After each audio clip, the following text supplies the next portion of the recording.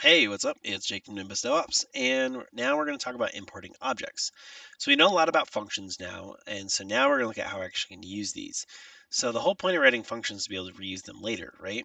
And Python, this kind of means importing them into a namespace when you need them. There's many ways to import objects into a namespace, but the most common one is using the import module name and from module name, import function name. And they're quite simple, but we'll just kind of go over this for the time being. So the import module name form finds the module name module and defines the name for it in the local namespace where the import statement is executed. What in the heck does all that mean? Well, there is this project, right, that this guy wrote. It's in PEP 8, and you can see how all this import stuff is supposed to work. So I recommend checking this out. But we'll go ahead and do a little demo in here so I can explain what in the heck I'm talking about. Okay, so let's say we're going to do some imports, and we're going to say from date time import date time and time zone. Okay, and then I'm going to say from unit test dot mock, I'm going to import this thing called patch. Okay, so what this does here is this is two imports on the same line, and this one is just a single import.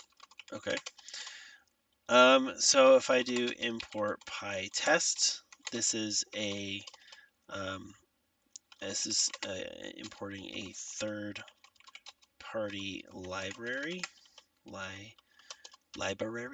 third-party library, which is why my linter is like, what is that? Okay, and there's also from core.models import, and then I can use like parentheses and say exam and exercise and solution. And what this is, all this is you can probably tell, is a multi-line import. Okay, so in a structure of files starting with the root of our project, we can use the dot notation to get the object you want.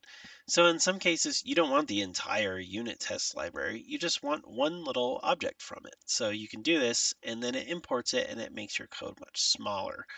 Okay, so the from module import syntax also allows a catch-all clause like from module import star, basically, which is sometimes used to get all the names of a module into the current namespace at once.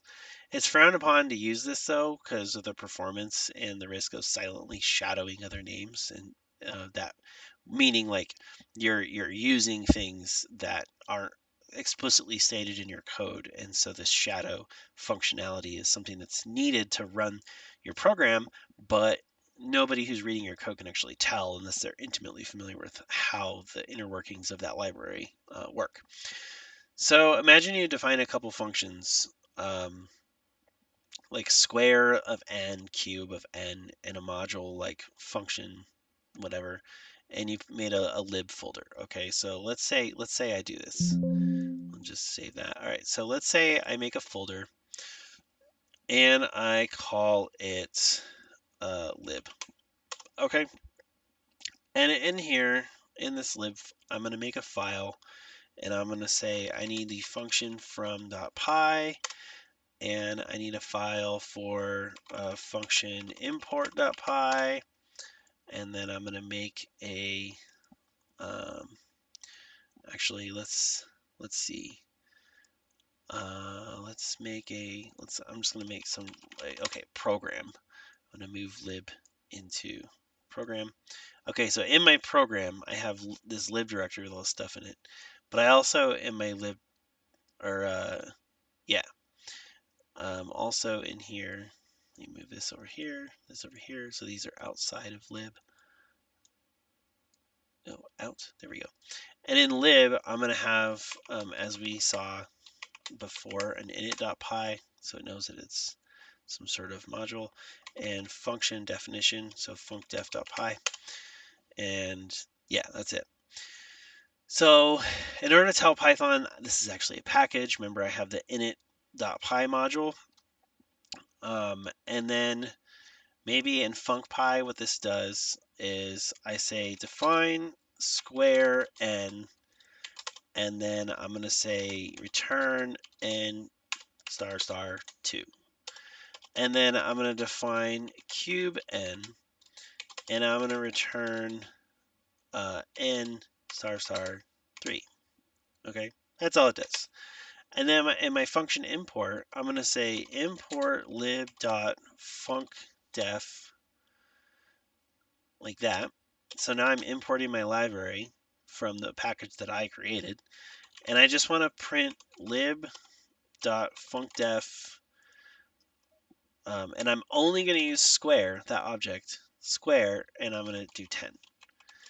And then I also want to print lib as my directory. Remember, this is all just hierarchical dot cube of 10. Now it's not going to do it here because I specifically said grab square. Now if I did funcdef 10, that could work, right? But I'm not defining n, so it doesn't really know what n is. I have to pass a value. So I'm individually calling these objects like this. Yeah, so then from the func from file, I could say from, because this is how we're doing it, lib.funcdef that I defined, import square cube, okay, and then I want to print square 10, and I want to print cube 10, okay. So both these files in the execute print 100 and 1000, and you can see how differently we access the square and cube functions according to how we imported the current scope. So when you're importing things, especially third-party libraries, and you're trying to be like, what is this from, import, blah, blah, blah, blah, like, why do I need to have dot notation? Why am I listing multiple things here? So if I write this out and actually show you, like, hey, I made a package. In this package, I have these two objects, these two functions, and if I just import the whole thing, I can just use them like this. Or if I go, hey, from this package or library, I want to import these two specific objects or functions, and then I'm going to use them like this. Hopefully this helps you understand the structure of how this works. So when you're importing objects in your own programs, you understand what's actually going on behind the curtain. So I hope this helps, and have fun building functions.